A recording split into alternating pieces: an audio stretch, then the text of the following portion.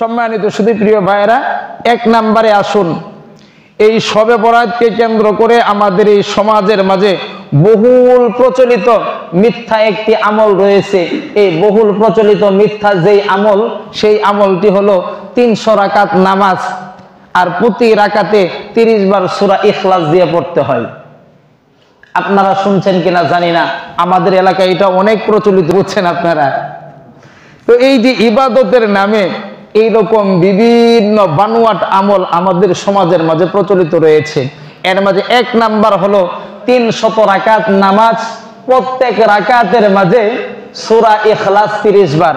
আচ্ছা, খুব মনোযোগ দিয়ে বোঝেন, একটা মানুষ যদি 300 রাকাত নামাজ পড়তে যায় আর প্রত্যেক রাকাতের মাঝে সূরা ইখলাস 30 বার পড়তে যায়, তাহলে সময় কতক্ষণ লাগতে পারে?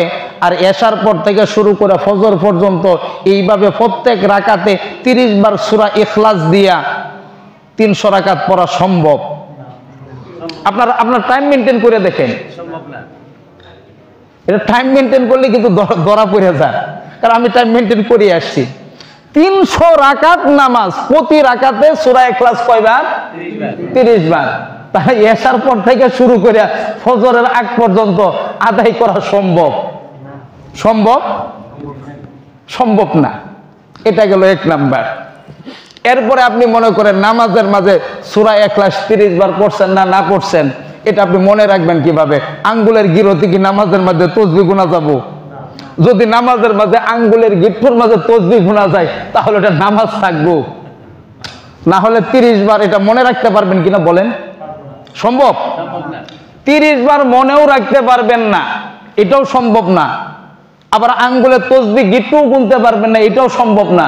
আবার এশার থেকে শুরু করে ফজরের আগ পর্যন্ত 300 রাকাত নামাজ, প্রতি রাকাতে সূরা ইখলাস 30 বার, এটাও সম্ভব না। তার মানে এই যে একটা তথ্য বা এই যে একটা মিথ্যা আমল, মিথ্যা বানোয়াট আমল আমাদের সমাজের মাঝে প্রচলিত আছে, এই প্রচলিত এই আমল থেকে আমরা বিরত থাকবো ইনশাআল্লাহ। এরপরে আসুন, এই কথার পরে আবার কত সুন্দরভাবে আরেকটা মনে করেন লোভনীয় অফার দেওয়া। লোভনীয় অফার কি? যদি কোনো ব্যক্তি এই শবে বরাতের রাতে 300 রাকাত নামাজ, প্রতি রাকাতের মাঝে সূরা ইখলাস 30 বার পড়বে, এইভাবে যদি সে 300 রাকাত নামাজ আদায় করে, তাহলে ওই ব্যক্তি এমন 10 ব্যক্তির জন্য সুপারিশ করতে পারবে যারা জাহান্নামে চলে যাবে। জাহান্নাম যাদের জন্য অবধারিত হয়ে গেছে, এমন ব্যক্তিদের জন্য সে সুপারিশ করবে, আর তার সুপারিশও কবুল করা হবে। এই জাহান্নামী ব্যক্তিদেরকে মাফ করে জান্নাতি বানানো হবে। নাউজুবিল্লাহ কোন। ওয়াজ কিন্তু খুব ভালো, ওয়াজ অনেক ভালো না? ওয়াজ খুব সুন্দর, কিন্তু আমল এটা নাই। চিন্তা করেন। এরপরে আসুন, বহুল প্রচলিত আরেকটি আছে, সেটা হলো 100 রাকাত নামাজ। এটা পড়া যায়, প্রত্যেক রাকাতে সূরা ইখলাস 10 বার। 100 রাকাত নামাজ, প্রত্যেক রাকাতে সূরা ইখলাস 10 বার, মানে এটা 100 রাকাত পড়া যাবে, মানে সময় হবে। কিন্তু বাপজান প্রিয় ভাইরা, এটা হাদিসে নাই, এটাও হাদিসে নাই। আল্লাহর এই জমিনের মাঝে যদি কোনো ব্যক্তি এটা হাদিস দ্বারা প্রমাণিত করে দিতে পারে, আচ্ছা যাক, আসেন এই ব্যাপারে কথা বলি। যদি কোনো ব্যক্তি এই শবে বরাতের রাতে 100 রাকাত নামাজ আদায় করে, প্রত্যেক রাকাতের মাঝে সূরা ইখলাস 10 বার, তাহলে ওই ব্যক্তির ফায়দা কেমন? আল্লাহু আকবার, আল্লাহু আকবার।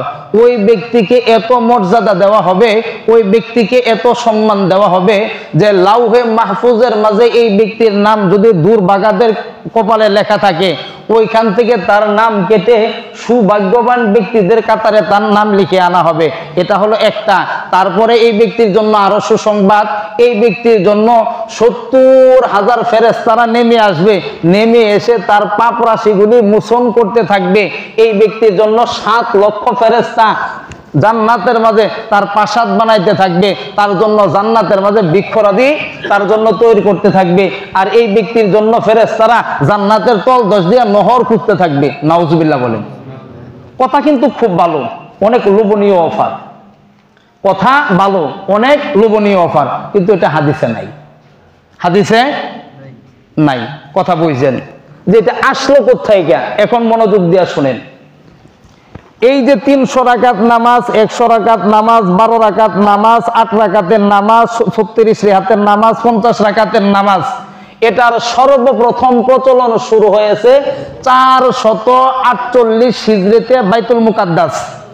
কত হিজরি? 448 হিজরি বাইতুল মুকাদ্দাসে। তৎকালীন সময়ের কিছু মিথ্যুক গল্পাকার, কিছু ওয়াইস, তারা এই ফজিলত সম্পর্কিত এই বিষয়গুলি বর্ণনা করেছেন। এটা হাদিস শাস্ত্রের রিজাল যারা, তারা সহজেই এটাকে ধরে ফেলেছেন। এখন আসুন, যেই বিষয়টা এত গুরুত্বপূর্ণ, এত ফেরেশতারা দোয়া করে, হেনতেন ইত্যাদি ফজিলত অভাব নাই, সেই হাদিসগুলি নবীজি সরাসরি বইলা যায় নাই। তার মানে নবীজিকে দিন অপূর্ণ রেখে গেছে না। আপনারা কথা বুঝতে হানা বলেন, নবীজিকে কোনো কিছু গোপন রেখে গেছে? আমরা আলেমরাই খালি জানি, নবী সাল্লাল্লাহু আলাইহি সাল্লাম ওটা বইলা যায় নাই। আমরা আলেমদের হাতেই দিনের ঠিকাদারি আমরা নিয়ে নিছি, ওটা আমরাই আপনাদেরকে জানাই দেই। বিষয়টা কি এরকম? এরপরে আসুন, নবীজি ইন্তেকাল করছে 11 হিজরি। কত হিজরি সালে? নবীজি 11 হিজরি সালে ইন্তেকাল করেছেন, আর এই নামাজ চালু হয়েছে 448 হিজরিতে, অর্থাৎ নবীজি ইন্তেকালের 437 বছর পরে। তাহলে তো এটা প্রথমেই ধরা খাইতেছে বিদআত। নাউজুবিল্লাহ বলবেন না? এরপরে আসুন, এই শবে বরাতকে কেন্দ্র করে আরো যে প্রচলিত আছে, তৃতীয় নাম্বার খুব প্রচলিত প্রসিদ্ধ একটি বিদআত বা একটা কুসংস্কার, অপসংস্কৃতি চালু আছে। এই অপসংস্কৃতি কি বলে? এটা হলো সন্ধ্যার পরে গোসল করা। আগে ছোটবেলা আপনারাও করছেন কিনা বলেন? না, আপনারা করছেন না? শবে বরাতের ইবাদত করার জন্য গোসল করা মাগরিবের পরে। আরে কত ফজিলত এটাই গোসলের। বলে কেমন ফজিলত? বলে এই রাত্রি বেলায় মাগরিবের পরে যে ব্যক্তি গোসল করবে, গোসল করার পরে এই যে শরীরের রুম থেকে যদি তার ফুটা পড়ে, যত ফুটা পানি পড়বে, প্রত্যেক ফুটা পানির বিনিময়ে 700 রাকাত নফল নামাজের সওয়াব তার আমল নামায় লেখা হবে। জোরে সোরে বলেন নাউজুবিল্লাহ। চিন্তা করেন, এই লোক দেখায়া বহু মানুষ আছে এই যে সন্ধ্যার পরে গোসল করান। ভালো কাজ করলে আপনি ওযু গোসল যা ইচ্ছা আপনি করে নিতে পারেন, সেটা হলো আলাদা বিষয়। কিন্তু এই গোসল করানোর জন্য আপনাকে এই হাদিসের কোনো আগামাতা দুনিয়ার জমিনে যদি কেউ দেখাইতে পারে, আলহামদুলিল্লাহ, আমরা মেনে নিতে আপত্তি নাই। এরপরে আসুন, এই শবে বরাতকে কেন্দ্র করে আরেকটি প্রচলিত কুসংস্কার রয়েছে। সেই প্রচলিত কুসংস্কার কি? যে এই শবে বরাতের রাতে হালুয়া রুটি পাকাইতে হবে। তাহলে কেন? বলে নবীজি উহুদের যুদ্ধে আহত হয়েছিলেন এবং নবীজির দান মোবারক শহীদ হয়েছিল। কথা সত্য, ইতিহাস সত্য। এজন্য নবীজি হালুয়া রুটি খাইতেন, এটা মিথ্যা। কারণ নবীজি উহুদের যে যুদ্ধ সংগঠিত হয়েছে, উহুদের যুদ্ধ সংগঠিত হয়েছে শাওয়াল মাসে। কি মাস? আর আমাদের এটা কি মাস?